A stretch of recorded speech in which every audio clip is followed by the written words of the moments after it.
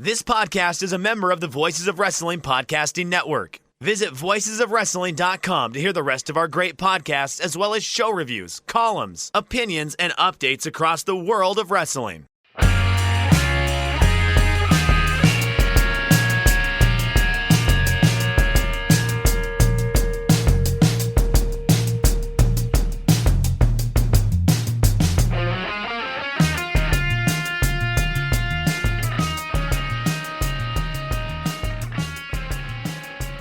Hey kids, happy 2023. Do you like wrestling? Well, we like wrestling too. On what is usually the biggest week in wrestling, this is Shake Them Ropes. I am Jeff Hawkins along with Chris Novembrino, who is live from Albuquerque, New Mexico now.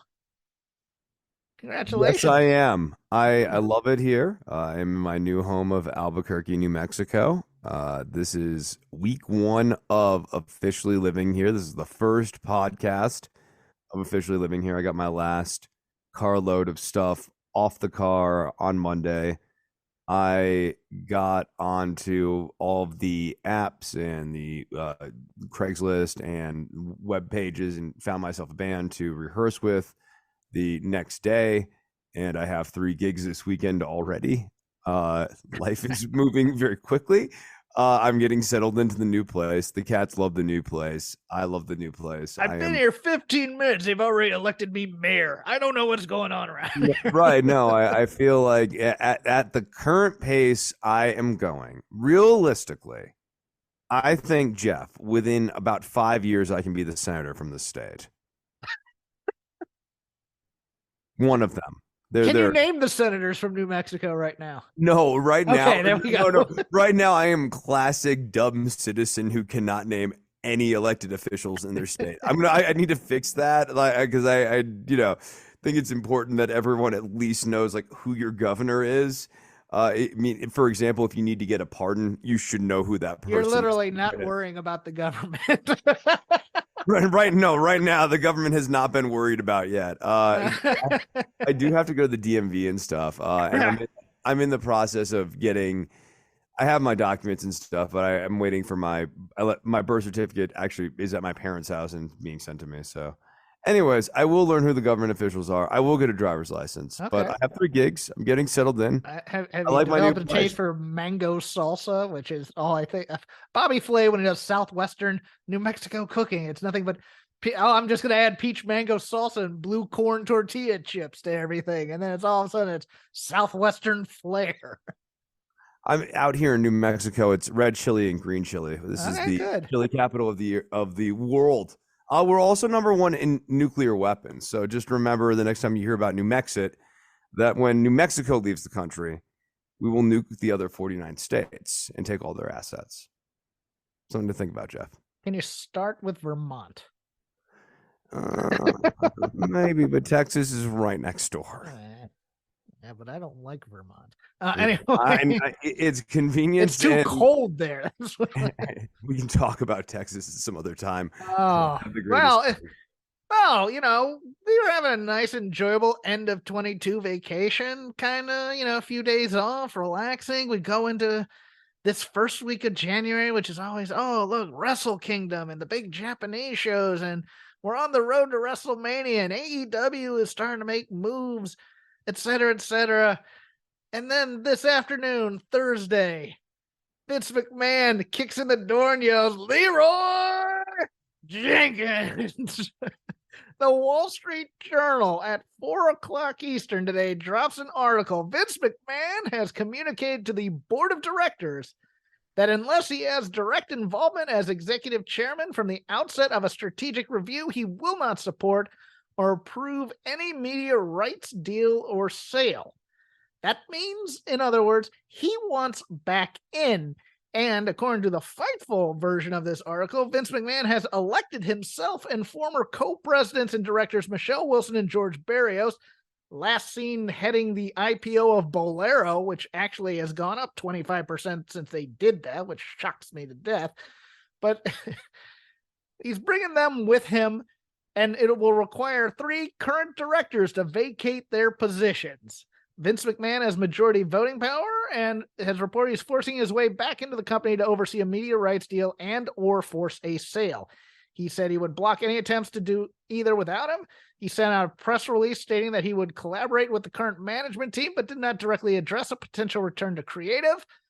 Fightful reached out to WWE in an official capacity, as well as the author of the Wall Street Journal, to gain more info, but hadn't heard back. But in an unofficial capacity, ain't nobody know nothing. They were all panicking over in WWE when this dropped. May you live in interesting times. Also in the article notes that this bringing him back would require board approval, and the board has wrote back to him saying they weren't supporting his return.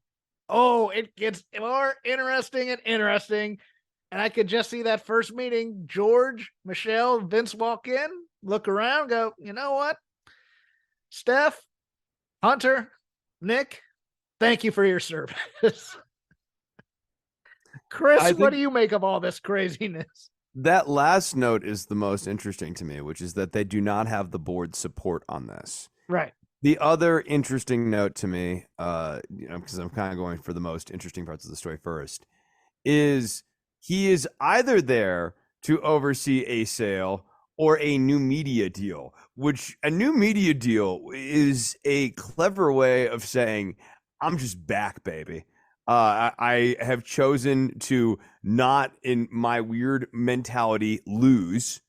And I am once again in control of WWE, even if it's bad for WWE in the end of it. See, the sale part is what interests me.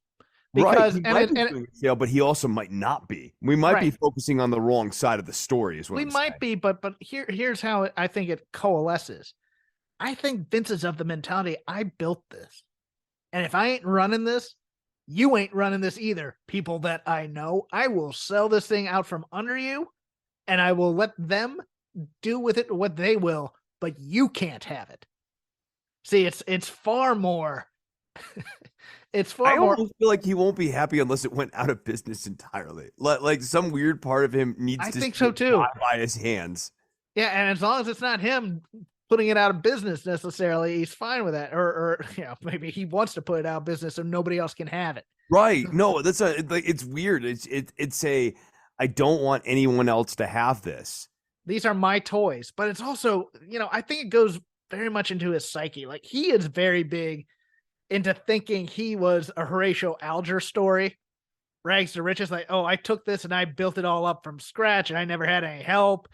And, when he was really kind of given a major territory by his father and then screwed all his father's friends a little bit when he did national expansion, but he's always thought of himself as, the bootstrapping. I worked hard, got to where I was for, every single stupid self-help book in the business section, in a pamphlet is Vince McMahon right now.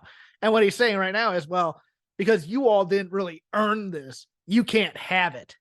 I'm just like, it's such a weird psychosis to me. Yeah. It's like, well, you had help along the way. You were not just a rugged individualist who built all of this. No matter what you put out there on TV, people helped you along the way. And if you make it in business, you are helped along the way and you get some ins or you get, connections and things like that. And he just seems to think that never happened with him. It's collaborative, right? Like, whether you're talking about Bruno Sammartino or you're talking about Bob Backlund or you're talking about Hulk Hogan or you're talking about Bret Hart or Shawn Michaels, the people at the top of the company, just to name like a few of the main acts, Stone Cold Steve Austin, John Cena. Those are just the people on TV, not people behind the scenes who helped them.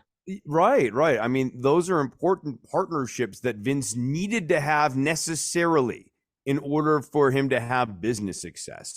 All of his business success is it's not because of other people. He has no credit at all. That's not what I'm saying at all. I'm saying that it is through collaborative relationships. And so often you get these people who have this rugged individualist narrative for themselves. And what they're really forgetting about is there were powerful associations, generative associations along the way where it is by virtue of that association with someone else that both of y'all were able to thrive. Whether you're talking about a guy like Steve Austin, who went from being stunning Steve Austin, a mid-card guy in WCW, to being a celebrity by virtue of the association with Vince McMahon. And similarly, Vince McMahon, who was able to take WWF in the 1990s from a struggling promotion, 91, 92, 93, Lex Luger like suplexing Yokozuna on the battleship. Like, these are not the brightest days of WWF television.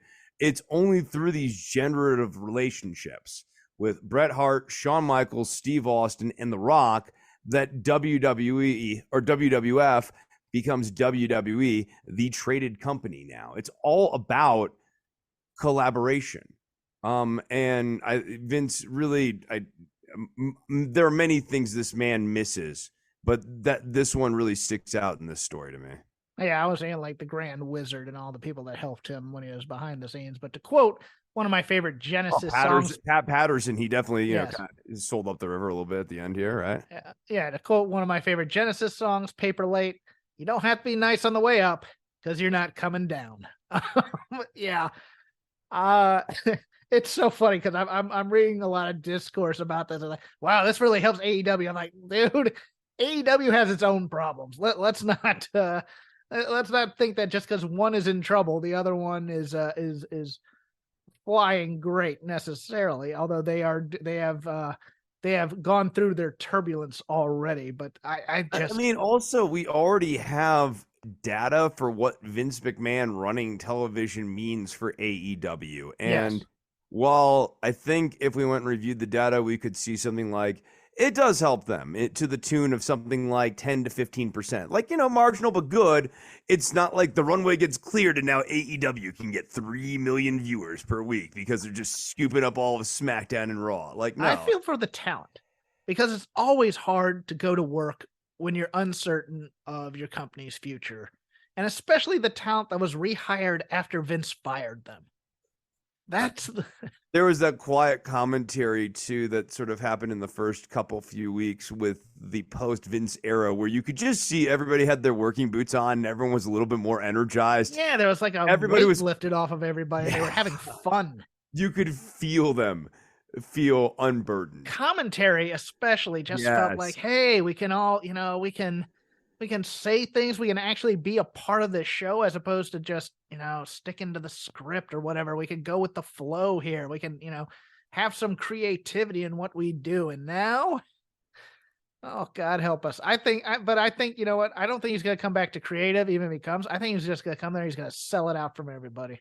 I mean, I think the ghost of Vince will now hang over creative. Yeah. We'll see. But I just think I think they're just going to court, to be honest with you. I don't think anything big's going to happen. Right. Well, I mean, it's going to be really interesting. Does the board fight him on this? Yeah.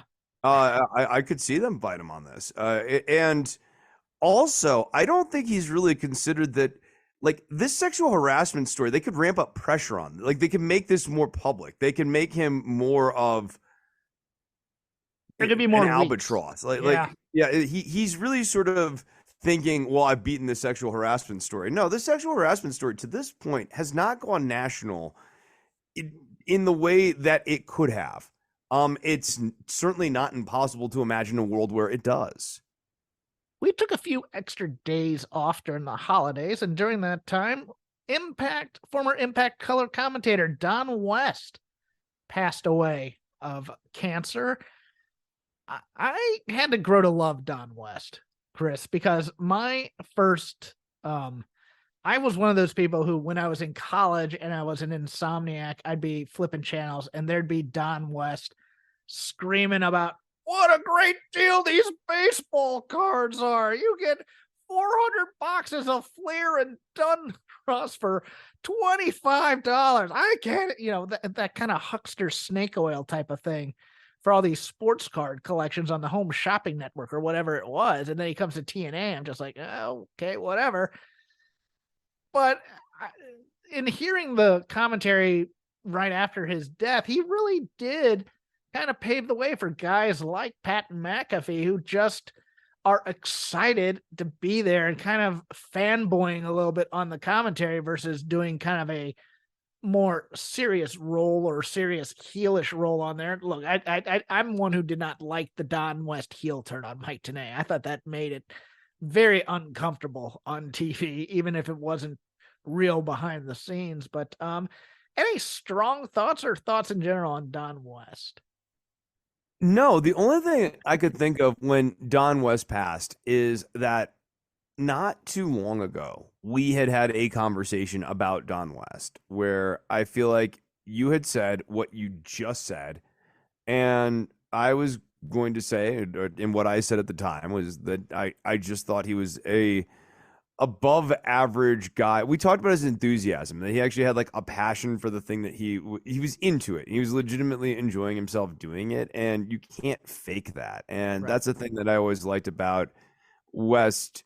He clearly wanted to be there when it came to the wrestling stuff. Did he know all the moves? Hell no. There are times where, you know, Don West really wasn't even a wrestling fan when he got hired, and then became a wrestling fan. And it just, he had a way, I think, and this came from sales. I think like the best salesmen are able to see how a thing can improve somebody's life or whatever, and really truly believe that when they're making the pitch. And I think he was able to port that talent onto wrestlers and see how certain wrestlers, especially if they weren't getting in, you know, in his mind, if he could whip up the narrative, like they're just due by, like, you know, the way the world views them or whatever. Amazing Red comes to mind, for example. Like Don West was always really into Amazing Red. You have something like that, and he was able to really just make you believe, like, this guy's a star. Yeah, you know, like why don't people get it? You know, this guy is a star. You're watching a star right now. I think that there's something to be said for that. And then we get to the wrestling that has happened in the past week and a half, which is just starting late last week, FTR loses the AAA titles to Dragon Lee and Dralistico. And on the same broadcast, Dragon Lee announces he has signed with NXT. He is the younger brother of Roosh. He's been on once. I believe he lost his mask in a 6-man and they had to cover his face for kind of an angle type thing, but kind of a little shocking because everybody says, hey, they won't treat you well in WWE. But it appears that, according to Dave Meltzer, that people close to him said that NXT or WWE would be the better place for him to go compared to AEW. Which is interesting, and also just interesting that they acknowledged it on the television show after FTR had dropped the tag titles to them. And NXT also put out a release about Dragon Lee coming to NXT that same night. Chris, any thoughts? I think this is a bit, I want to say it's embarrassing. Like the word that comes to mind is embarrassing, in the sense that, like, it's not that like FTR got embarrassed by this, but to not know that you're about to do a belt drop to somebody who's like leaving the company and thus won't even be holding on to the titles is. I'm wondering if AEW knew. That's the weird thing. And you're thinking, and they hung FTR out to dry a little. Well, bit. FTR was going to lose all their titles anyways, right? But they still think, you know, okay, they're looking at possibly leaving AEW and just hitting the indies for a few years, and mostly this was due to AAA's. AAA has a deal with AEW, or they have kind of a talent deal, and Dragon Lee's thing is that he can't work New Japan, where he used to work a lot, because of the whole AAA CMLL political issues. So really, WWE is the only place to go other than AEW. And look, but WWE has never treated luchadors well. They've never treated small guys well. They've never treated flippy guys all that well. Now they have a place on the card, and you can make a lot of money, and you can stick around a long time and make a lot more money if you want. If you're an artiste, if you're somebody who cares about having great matches and being used, it's not the place for you, I don't think. If you just want to survive on a card, take an RKO after doing a fantastic move, and basically be a mid-card geek, it's a great place to go make $300,000 a year. Yeah. I don't know that I have much more to say than that. I mean, like, that's always been the terms of WWE, especially for these luchador guys. It helps to be able to have a good command of English language promos. Yeah. But even that historically has not been enough to save some of these guys Exactly. from the kiss of death. It's just something that like might give you a better than average fighting chance, and it does seem to track that if you're not good at the English language promo, it is tricky to find a spot. And I would be very worried about that going into the McMahon era or McMahon era part 2. I think the changes that we were sort of seeing in terms of presentation for some of these guys in NXT, names can't immediately come to mind, but I do recall that there were some non-native speakers who were getting better presentations last year after Vince, and I don't know that that's going to continue now. Friday Night SmackDown saw the return of John Cena being able to wrestle on TV for each of the last 30 years. In addition, Charlotte Flair returned, beating Ronda Rousey in 30 seconds after Ronda beat Raquel Rodriguez in what was basically a glorified squash. Chris, any thoughts on how they did this? I hate these angles. They did this with Becky and Bianca too. When have these when have these like Insta squash Daniel Bryan Sheamus sort of things actually worked? There's never been a time where it's been like a hot angle or something. It hasn't gotten people jazzed. One time. When? Ultimate Warrior Honky Tonk Man. Okay. That was how long ago, Jeff? That was a long time ago. That was a long time ago, Look, Jeff. I'm not gonna say, but if you say it never has worked, it's not true. I'm just saying. So we have that tends to work a lot. I don't know. Oh, okay, but like, the Goldberg thing worked, but it's almost more like they built an entire gimmick around that being ultimately the way, that but would they have like to go. doing. I mean, the difference between this and the Sheamus thing, it's more akin to the Becky thing, where it's like we reintroduce somebody, and they automatically just run through our champion. I'm just like, I hate that. I really do. Yeah, and Charlotte's just not that interesting. Yeah, but it looks like, according to some sources, that the WrestleMania lineup, which was originally supposed to be Becky and Ronda, has now changed, and it looks like it's going to be Becky and Rhea. Is the plan for that side of the ledger. Don't know the side of the other ledger that's going to be. I would assume it's Charlotte and Ronda, but we'll see. Becky and Rhea could be a good program. Yeah. Charlotte and Ronda will not be a good program. That's all I have to say. Those promos are going to be dreadful. No, we've seen them run a program before. We know what Charlotte and Ronda's promos against each other look like. They suck. Yes. They're not good. They're notably bad. We've talked about this. Because they're both trying way too hard. And neither of them have real characters. And and Ronda's not really committed to being a heel. And Charlotte's not really a baby face. And you don't really like either one of them. And you kind of hate both of them, but not in a, man, I can't wait to watch these two people I hate fight sort of way. Just more like, you guys are both annoying. I don't like you. AJ Styles broke his ankle. Looks to be out 6 weeks. Hopes to be back in time for WrestleMania. I guess he's not winning the Rumble. Very, very true. Then we get to this week on, just 2 nights ago, Wrestle Kingdom. Sure, you had the Omega Ospreay great match, but what's pertinent to me and my interest? Well, FTR lost the New Japan the IWGP tag team titles to Hiroki Goto and Yoshihashi. I was going to say, what did Toru Yano do on the nice short? Yeah, well, Toru Yano, I think he appeared on New Year's Dash, and he will be in the King of Pro Wrestling 4-way for that, or that was in a Rumble, I believe. I don't know. I gotta be honest with you. Well, you said your interest, and I was like, well, Toru Yano. Yeah, right. I know. Greatest pro wrestler to come out of Japan in the last 20 years. I don't care what anyone says. One of the nation's finest exports, for sure. He is. But the artist formerly known as Sasha Banks, a.k.a. Mercedes Monet, or Monet. I don't think she's a French impressionist painter, but it's more of a play on money, made her debut at Wrestle Kingdom, Bailey had flown out there to support her friend. Naomi was there, and look, they're buddies with FTR, so everybody got to take some photos together. Came out, challenged Kairi Sane. That match will happen in San Jose. And tickets to those got a nice little brisk sales out of it. So yes, Mercedes got her Ribera jacket the other day too. She is loving the Japan lifestyle. She loves anime. She's a pig in slop right now. And it raises some questions as to whether or not she'll be on her way to AEW or she's going to use this as leverage to WWE.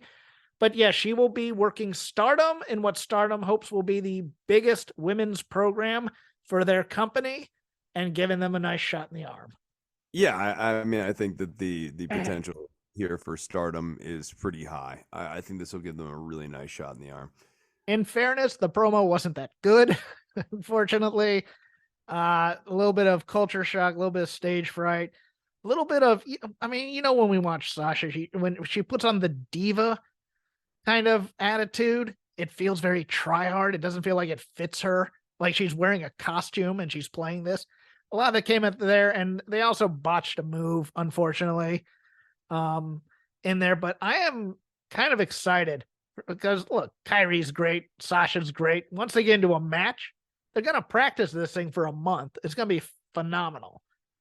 Now, I think it was obvious when this happened that then chatter started to come over to, well, is she going to be Saraya's partner next Wednesday at the Forum in Los Angeles? They did an angle on Dynamite this week to dissuade that, but they also dropped hints at the same time. Like Britt Baker calling herself the boss. Wink, wink, nudge, nudge. I am of the opinion that she is not signed right now. Could be, and it could be a swerve where Shida takes out Toni Storm. But overall, I think it's a mistake not to advertise her if she's on the card. And to do a double type of surprise like that, to fool the smarks and to play the internet, is a stupid business move. Do you agree or disagree with that? Yeah, if you have Sasha Banks, you say you have Sasha Banks. Yes. Okay, good. For some reason everybody's like, well, he could be keeping it as a surprise. I go, why would you do that? No. Ticket sales have not been the briskest for the Forum necessarily. You want people in that building if it's going to happen, so you need to tell them she's going to be in the building. You can't just say, just allude that somebody we know may be in the building on that night. You don't have to, you don't have to hit the nail on the head, but you at least have to say, yes, right. I have a partner. You can take that to the banks. Ha ha ha. That kind of But yes, that ends the news portion of this show. There are no sponsors this week, as we haven't heard if any of them are going to actually re-up for the year. So we'll just go into the lazy river of wrestling criticism. Whatever we watched, whatever's on our mind for the week that was, or week and a half that was, we can bring it up right here. Chris, I'm going to start. Did you get a chance? I sent you a link to this. Did you get to see Nakamura and Muta face off? I did not get a chance to see them. I've been moving. I understand. So, yeah. I really did, however, see the post-match thing. Oh, did you? Yeah. Which part? The Muta part or the Nakamura part? The Muta part. Okay, I will give context to that eventually. Yeah. I enjoyed the match for what it was. Look, Muta has a very special place in my heart and my fandom because he did his excursion mostly in Crockett and became a big star in Crockett. So he changed the game for the way I looked at wrestling in terms of what guys could do athletically. For a 55-year-old man, or with shot knees, I think 55. It might be 65. Yeah, I was going to say, is he only 55? I don't think he's only 55. I think he's 65. 60. Yeah, I think he's 65. Or something like that. Yeah, he's got robot. They worked this match well. Yes, they stole the ending from a Best of the Super Juniors match between Bushi and Will Ospreay, but I think they did it better. So there's a bit of a Milton Berle aspect to this where Nakamura basically locked, after taking two missed shots, a red and a green, avoided the black miss by planting one on old Muta and taking the mist out of his mouth and spitting it right back at him. Thought it was creative at the time.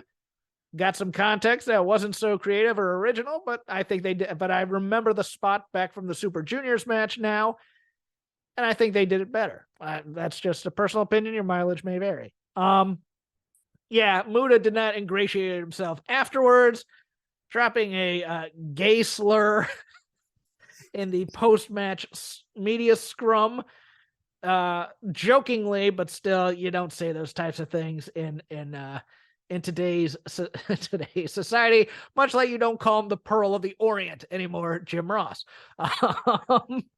Yeah, that was a little problematic, but Nakamura got his tribute match and he had his working boots on, and that was good to see as well, because Nakamura hasn't had much to do in WWE. They brought over that his original violinist from the WrestleMania intro that he did. I thought that was cool. The sense of pageantry in Noah was quite strong, I thought. Yeah, no, I just enjoyed this match for what it was. It was a fun popcorn match for me. There you go. Your go. All right. I guess let's do NXT. Okay. Seeing it right off the bat here.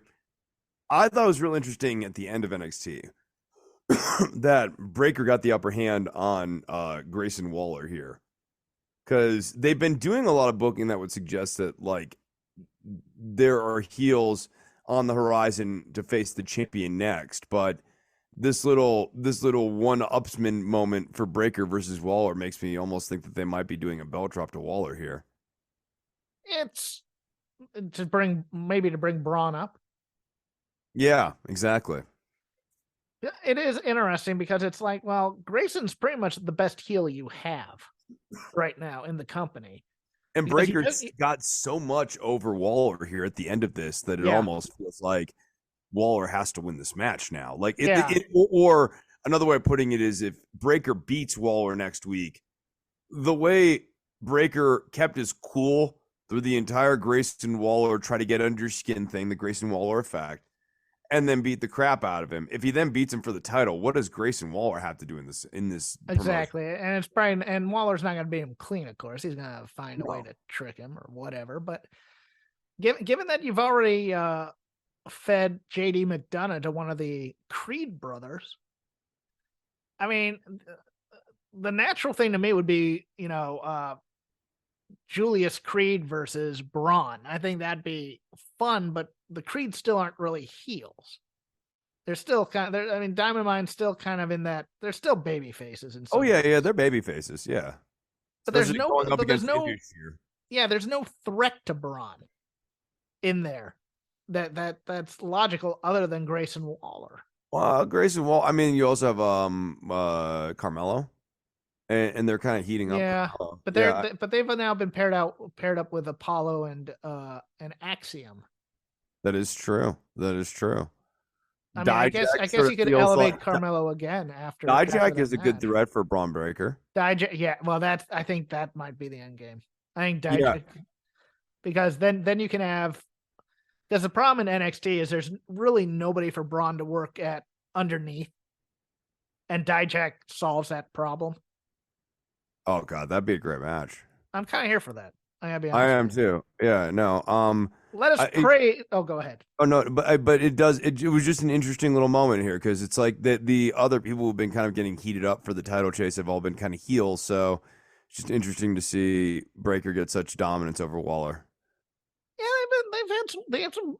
Look, they have some good and they have some bad in NXT. Most of it, but everybody has kind of something to do now. Like the women. Again, I will say this, and we should take our victory lap where we can. JC Jane, obviously, the standout of Toxic Attraction when it was a threesome, and now even more so now that they're still a duo. Oh yeah, no, she's the clear winner here with the Mandy Rose sort of dissolving. She's cutting the promos for them right now, and she's great at it in terms of what the WWE wants out of a promo. I'm not saying that she's a great promo per se, but in terms of being able to read the lines that are given to her that are ridiculous, she's perfectly acceptable and actually pretty good at it, I think. Thea She's Hale the is character. Yeah. Thea Hale is nonsense, and I love her. Although the most preposterous part of that whole girl fight segment is Alba Fire coming down with a baseball bat, like Brick Hanlon and Anchorman grabbing a trident and then just getting bonked on the head by Isla Dawn like a geek. I howled at that. Gotta love that Isla Dawn. Gotta love that. Oh my goodness. I like Carmelo a lot. I don't like this program for him. I think it cools him down way too much, to be honest with you. I'm with you. I think that if Trick Williams needs to do stuff, let him go do stuff. Let him go do stuff. Exactly. I want Carmelo to have that aura of greatness at all times, and I just don't. It feels like they're just Trick really doesn't feel like an addition to the act in any meaningful way. And I think Carmelo works as either a heel or as a baby face, but without Trick, it's much easier to make him a baby face. And if you're gonna have like Grayson Waller as your champion here, which is potential now, Carmelo as a baby face going up against Waller could actually be a very interesting little program. I would pitch this. I would pitch maybe giving Carmelo a little bit more of an arrogant flair and making Dijak his bodyguard as opposed to Trick. And you kind of reduce the party boy type of thing because everybody loves to party on this brand. That's what you notice. Everybody's going out celebrating. Everybody's going out clubbing, you know. Inofi and Blade and sometimes the conflict is over how you party, right? Yes. Yeah, like in which way do you party? And it's that NXT high school all over again, to be honest with you. Like, yeah, you could goth party like the way that Joe Gacy and all those guys do. Like, you know, like they have their little goth party, and they're like, well, we don't like to go out and like go to the clubs because we're smarter than that. That's why we all hang out at Steve's house. And then you have like the nerdy guys who are like, no. If we just kind of like, you know, fake it until we make it at the clubs here, it's going to work out. And then you have the people who actually like really clubbing. I do like the past couple of weeks, they've given Drew Gulak something to do. I think that's been a nice addition to the NXT roster, to be honest with you. That's a guy that should be on any show you can get him on because he's so versatile and he's so good as a wrestler and a trainer that he could be an asset to whatever roster you put him on. 2 notes on him. 1, he looks like he's in incredible shape right now. And 2, I think it was too early to turn him. I think I would have left it ambiguous for longer. I agree with that. I like, you know, I think the Charlie Dempsey thing, I think it was a little too soon to put that out there. And then to go through beating, he beat Chase. Yeah, he beat Chase. And Right. No, I think they had an opportunity with Gulak and Chase to do a bit of a mini version of Cobra Kai with like the 2 schools. Yeah, and he did that in Evolve with Catch Point. I mean, he's good at doing these types of angles. I just think with WWE, they love to rush to the heel stuff real quick. Yeah. No. I think you have to know that we have to boo him as opposed to, you know, leaving some doubt in there. It's like, why? Right. No, and it's actually perfect to have them both be baby faces, but like, and then eventually you turn Gulak, but like you need to do a couple of weeks where Chase loses his temper and it makes Gulak seem like the sympathetic figure because he's calmer and Chase is the hothead. Like this is actually very similar to like the Cobra Kai stuff where it's like getting under what's his name? Danny's skin. Anyways. Yeah. Point being, NXT. Shall we? Your turn.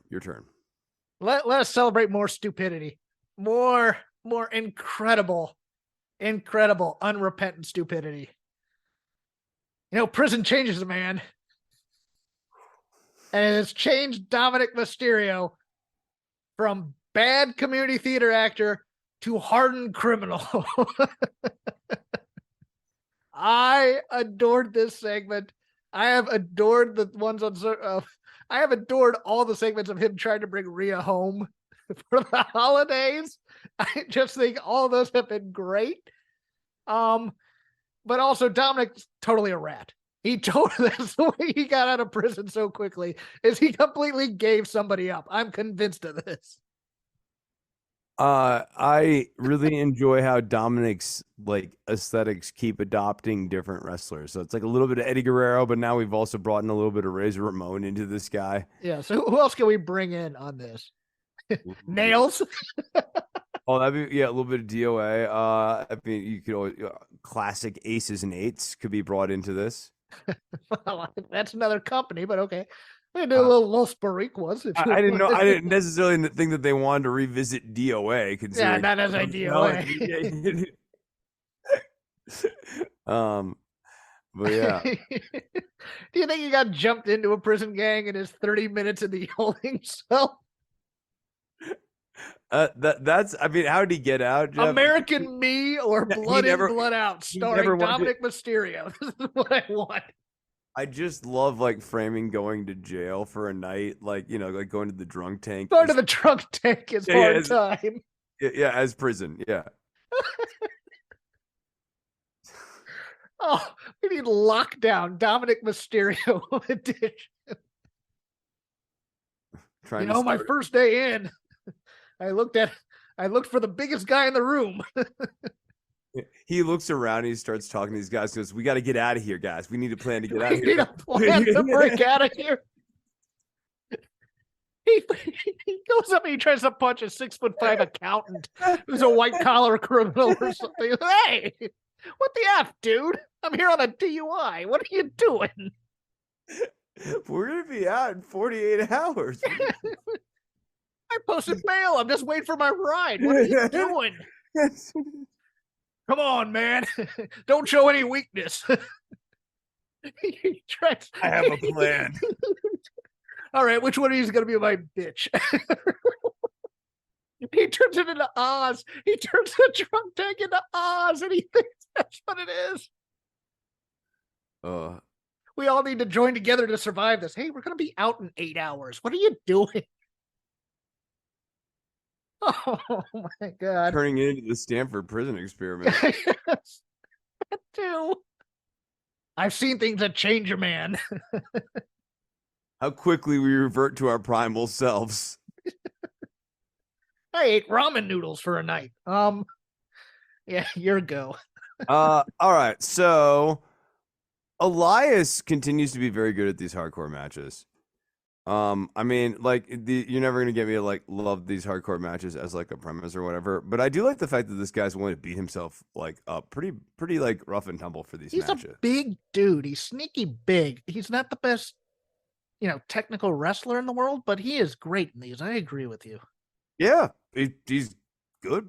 He's tough. He's sort of establishing, like a low key tough thing, and I respect it. I really do. I'm going to go over to Dynamite for a moment and a tale of two different segments, which are generally positive. I'm going to be nitpicky about. First of all, the Page Moxley stare down / promo battle, etc. Overall, really good work by Adam Page. For me, I want somebody, number one, to do a run through of these segments first before we put it on television, because you can say a lot more with less on this. When he asks, "Are you cleared to wrestle?" Well, and his response was like a 3-minute promo when all he had to say was, "Not yet, but I could be on like Tuesday of next week," or something like that. Instead, he goes, "Well, I'm going to go see a doctor. And after I see the doctor, if he clears me, I'll be able to go." It's just like, oh my God. I know some people could say, well, why not clear him there? But the whole point was to keep them from fighting each other at that point. And I get that. But you had to basically just say, "Not yet." And you did that. And instead of using 2 words, you used 300. And it was driving me nuts. The other thing that drove me a little bit nuts, and I did love Jon Moxley's, I like Jon Moxley's rabid dog act for the most part, but the pacing back and forth while Page is trying to cut a promo on him was driving me insane, because I just wanted Page to call an audible, grab him by the shirt and go, "You look at me when I'm talking to you." And then that would have forced Moxley to do something on the fly as well. and he probably would have grabbed Page right back and screamed in his face, and it would have been such a hotter promo without that. But I'm getting distracted by Moxley just drawing focus when Page is trying to cut a heartfelt promo about this is why I'm mad at you. And I really didn't care for that at all. I'll stop there for right now. Any thoughts on it? No, I think the only other thing I have to add for it is I find the Moxley Page angle like a little confusing as to who's going to win now, just because of what's going on with MJF and Danielson, because I feel like MJF is going to make Danielson have to beat a member of Blackpool Combat Club or something. Oh, I think the ending of the match is fairly predictable, to be honest with you. I think Page knocks out Moxley. Oh, Moxley okay. goes on vacation for a few weeks. Okay, so you think Moxley's losing this? Yeah, I do. Okay, all right. Well, then I think that one's fairly obvious. Then. Okay. Here's my another note on Dynamite I have. Cargill should have lost in this match once Red Velvet walked out on her. Yes. I know she's quote unquote undefeated, but that doesn't apply to tag matches. And this is exactly the time where you beat someone like this. They can lose in a tag match. It's like obviously going to have an asterisk. Like, yeah, she got beaten because Kiera Hogan and Sky Blue outnumbered her. And like, but it wasn't a singles match, so it doesn't count against the streak. Right, and it doesn't mean that Kiera Hogan can beat Jade Cargill or whatever, but like narratively, it's infinitely more satisfying than Cargill then still overcoming the odds. Well, Chris, let me even make it even more weird, because why is Kiera Hogan involved in the finish of this match at all when you're pumping up for a Jade Cargill versus Sky Blue match on Friday? Sky Blue needed to roll up one of these two, preferably Jade, to get the win to set up the match once Red Velvet left. It made everybody look kind of stupid.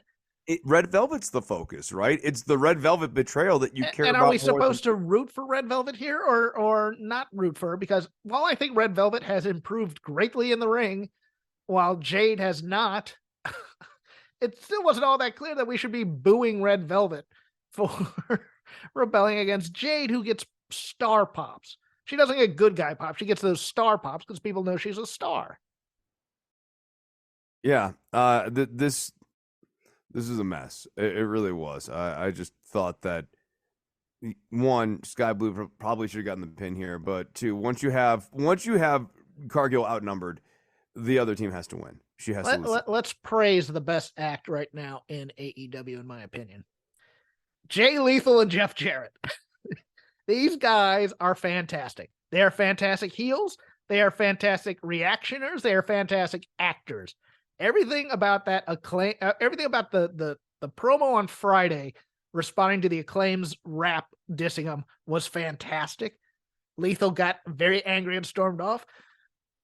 Jarrett just did a slow burn and said, "I'm going to end your career." I love that. I hated what he did on to promote it on his podcast. That was stupid.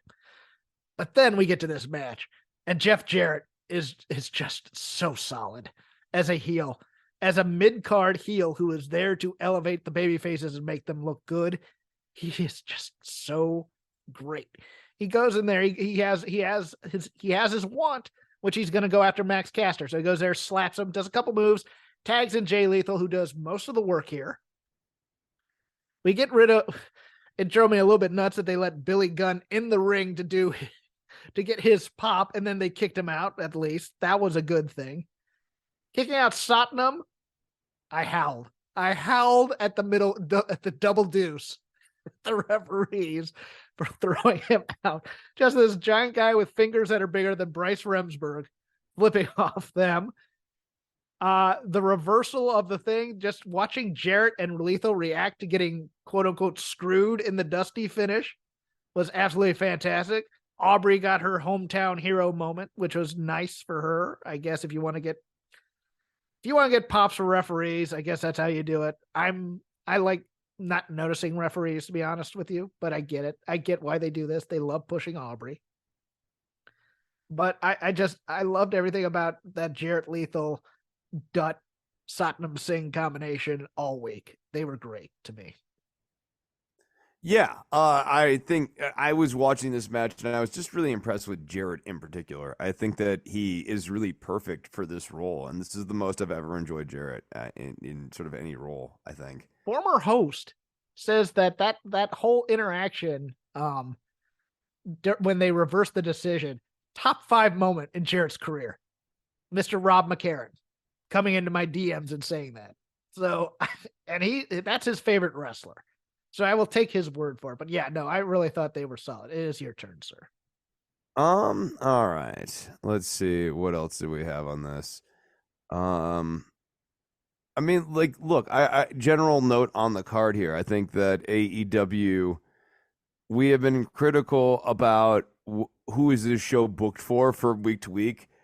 For good or for ill, the answer to that question was very simple. This show was booked for Seattle. And insofar as it was a show booked for Seattle, I think it was booked very effectively. I thought it was a good show. 846,000 viewers. So down a bit, but yeah, it was beat by everything NBA. So yeah, right. And that is a bit rough. Strickland and AR Fox, great match. I didn't rewatch the Lucha Underground match. I reviewed it years ago, but I didn't go and rewatch it after watching that match. I had like a note to do that, and then I didn't is how that story goes. I do, and then Darby Allin versus Samoa Joe. We liked this match the first time out. I think this also delivered as well. It wasn't as good as the first one, but I really liked it. Right. Yeah. And I'll feel you. I liked it. Yeah. Maybe not as good as the first one, but like it was good. And I don't know, like I just like these guys as a feud. Like, and in this case, this is a situation where Darby Allin could be the champion, and now you can have Samoa Joe as the heel chasing the babyface. And that actually is one of the rare times where it kind of works just as well as when the babyface chases the heel. I need a outside voice on something because okay. No. Actually, I just need I need you to tell me if I'm right or wrong on this. Oh, okay. Because this is a bone of contention about AEW this week.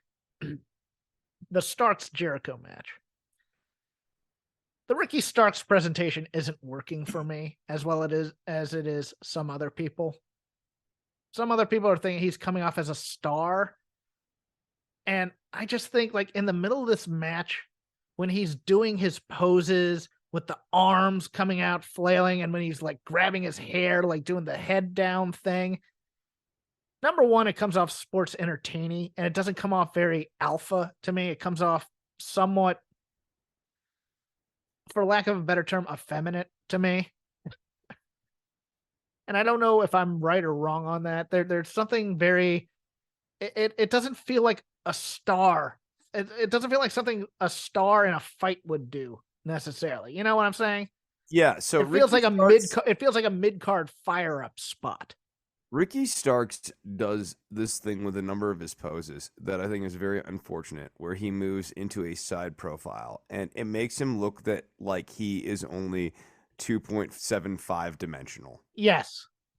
I think that nailed it. I think that nails it for me, a lot of it. Yeah, like there's some other things that you could go either way on. Like I get what you're saying about some of the other mannerisms or whatever, but like for me, the one that I keep going back to is this side angle makes him look like very skinny, very skinny. That's the funny thing is I thought it made him look tiny, and then I saw him standing next to MJF, and he dwarfs MJF in some ways. I'm just like, my God, I didn't realize he was that much taller than him. And I think that really does, it just hits home like what a bad particular mannerism that is. And I think if he moved away from that, I'm with you. There is a Stark quality about Starks. I am with you. But I think it's as a heel, not a baby face. That might be part of it, but I also think that it could go either way. It just depends. It really is more about carriage and how he moves around the ring, how he carries himself. And right now, he still reminds me a lot of the presentation that he was doing when he was in NWA. That's a good call. That's a strong call. When he was wearing the vest and stuff like that. It doesn't. And that was very mid-cardy to me. I saw a certain aspect to him that, like this is like a, above average looking guy, like he has a certain star look to him, but he also is like kind of dressed like, gym wrestler. And yeah, he has a nice egotistical promo. But then the bell rings and you're kind of like, okay, he's good, but he's not showing me like main event heel level good on NWA.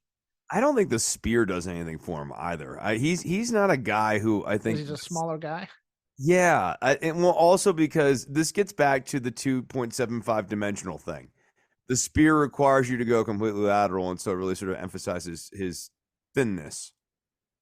I love the energy of the match, but old school Jeff is now going to come out to play a little bit.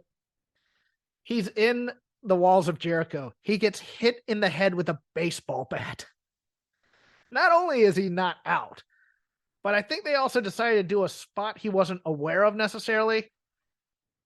Chris, in the old days, back in the day when you do a spot where you had a guy in a sleeper or he was out, if you lift the arm 3 times and it falls 3 times, that's the 3 count. It doesn't matter if you strongly bring your arm up after the 3. And he did that. It was like Bobby Fish kicking out after the pin. I was like, okay, they need to go over the history of that spot a little bit more if they're gonna do that, because it's like 1, 2, 3. Oh, now I'm gonna lift my arm up and be strong. I was like, no, that was the 3 count already. Hold on here.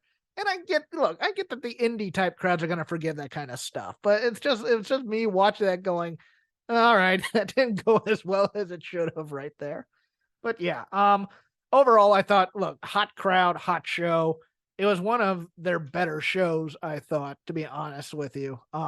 With the exception of that just god-awful Saraya segment where Tony Storm and Sheeta are sitting there and she was like, what the F?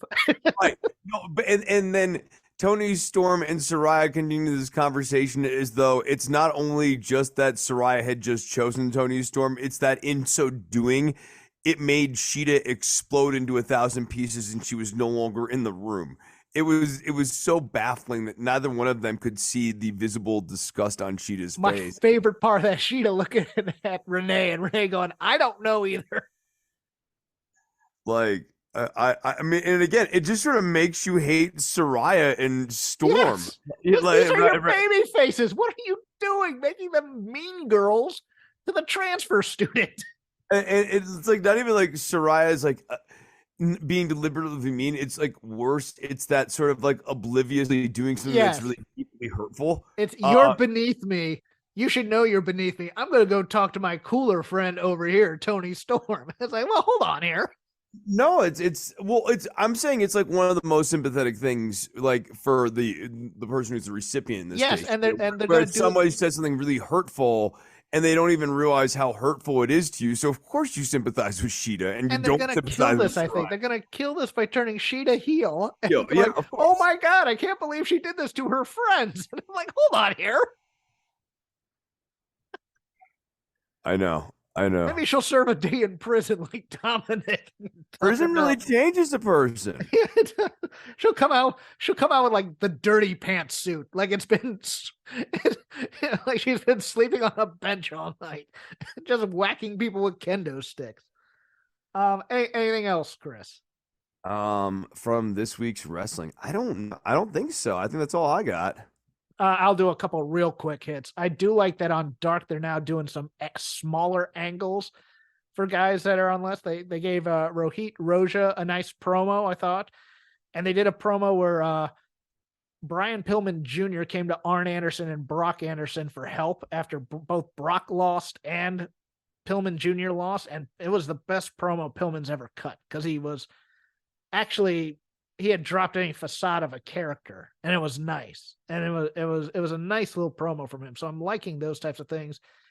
And I will give a plug to the queen of AEW Dark, Emi Sakura, because she is in her mid-40s and she is doing moonsaults and nobody's watching her squash matches where she's just killing people. And she's great. I've been really enjoying all of her matches. she's had her run for the past 6 months, and she's had some bangers with Toni Storm. She's had some great tag team matches where she's just chopping the crap out of people. You give up that goofy queen gimmick where she's doing "We Will Rock You" type of thing, and she is solid. I like her a lot, even though she doesn't get a lot of play on the main show. But yeah, those are my only other things. Yeah, I don't have other things. Okay, so cool. Yeah, that's Go it. enjoy your new town. This has been Shake Them Ropes. You can follow me on Twitter at CrapGame13. You can follow the show at Shake Them Ropes. We update it every time a new episode drops. We are part of the Voices of Wrestling podcasting network. Shows for every type of fandom that you can think of. A lot of Japanese wrestling, stuff behind the Voices of Wrestling paywall. They gave instant reaction to Wrestle Kingdom out there over this weekend. If you wish to join that Patreon, we don't see any money, but we like the guys over there. Go help them out. Chris also has an Instagram account at Dr_Nove. That's the word Dr_Nove. Guitar lessons, moving updates, cats, all those other things. Chris, what are your plugs for this week? I mean, you basically nailed it.